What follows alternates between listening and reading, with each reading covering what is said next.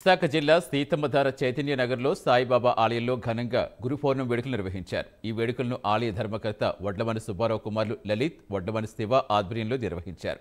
తెల్లవారుజాము నుంచే సాయిబాబాకి ప్రత్యేక పూజలు చేశారు. అనంతరం అన్నాభిషేకం చేశారు. బాబాను దర్శించుకునేందుకు వేకువజాము నుంచే భక్తులు బారులు తీరారు. గురు పౌర్ణమి వేడుకలు పురస్కరించుకుని మహా అన్నదాన కార్యక్రమం ఏర్పాటు చేశారు.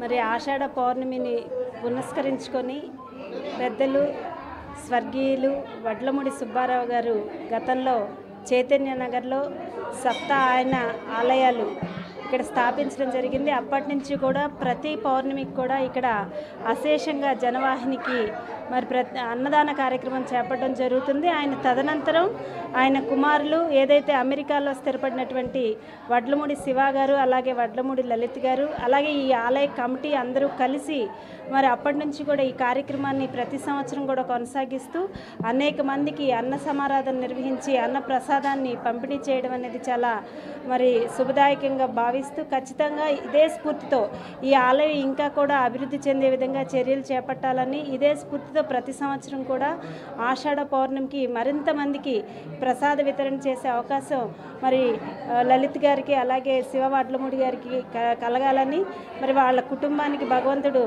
ఆయురారోగ్యాలను ప్రసాదించాలని మనస్ఫూర్తిగా కోరుకుంటున్నాం. ఈవేళ బాబా గారికి పూజ, అన్న సంతర్పణం, ఊరేగింపు కావున భక్తులందరూ కూడా తండోపతండాలుగా వచ్చి భక్తులు స్వామిని దర్శించుకున్నారు. ఈ కమిటీ సాయి సహకారాలు ప్రజలకు అందించారు. చాలా సంతోషంగా ఉంది. కమిటీ తరపున అందరూ కూడా సహకరించి అందరూ కూటమిగా ఉండి అందరూ కలిసి పనిచేయడానికి చాలా సంతోషిస్తున్నాం. గురు పౌర్ణమి సందర్భంగా సాయిబాబా గారికి ఉదయాన్నే 6 గంటలకి పంచామృత అభిషేకం అతి వైభవంగా చేయడం జరిగింది. ఆ తర్వాత సాయినాథునికి ఉదయం 8:30 గంటలకు సాయినాథుని హోమం, శ్రీ దక్షిణామూర్తి హోమం, శ్రీ గురు దత్తాత్రేయ స్వామి వారి హోమం చేయడం జరిగింది. విశేషంగా భక్తులు చాలా విశేషంగా భక్తి భావనతో పాల్గొన్నారు హోమ కార్యక్రమంలో కూడా. అదేవిధంగా ఈ రోజున గురు పౌర్ణమి సందర్భంగా ప్రతి సంవత్సరం చేసే ప్రత్యేక పూజ అన్నాభిషేకం. ఈ అన్నాభిషేకానికి భక్తులు 50 మంది కూడా తరలి వచ్చి బాబా గారికి తన స్వహస్తాలతో అన్నాభిషేకం చేసుకుని వాళ్ళు జన్మని చరితార్థం చేసుకున్నారు.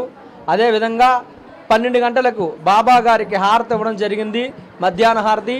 12:30 గంటలకు అన్న సంతర్పణ కార్యక్రమం చేసి భక్తులు 50 మందికి కూడా బాబా గారి అన్నప్రసాదం స్వీకరించడానికి అవకాశం కల్పించి అందరికీ కూడా అన్నప్రసాదం ఇస్తున్నారు. అదేవిధంగా సాయంత్రం 5 గంటలకు పల్లకి ఊరేగింపు సేవా కార్యక్రమం కూడా బాబా గారిది విశేషంగా జరుగుతుంది. తిరువీధి ప్రదక్షిణం జరుగుతుంది.